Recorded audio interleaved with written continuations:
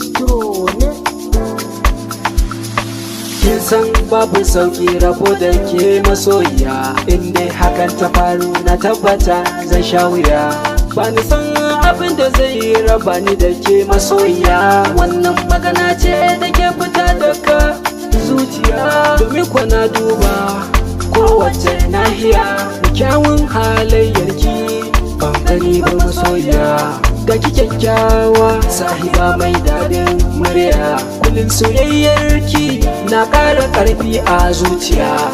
Ke ne wata na dukkanin wata soyayya, a ce na barki sahiba ranar zambar duniya. Allahu sarki shi ya sanya mini sanki a zuciya, soyayyarki ta shiga ko'ina a zuciya, don kwata ratsa jijiya da zuciya gaba daya. Na gode Allah da ya bani ke masoyiya, idan na ga haske da saminki a duniya.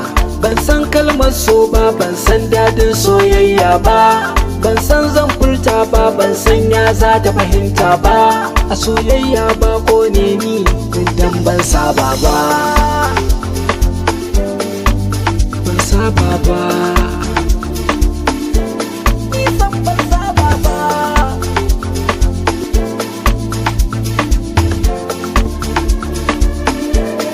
Ni ɗalibi ne ke, kin zamo malamata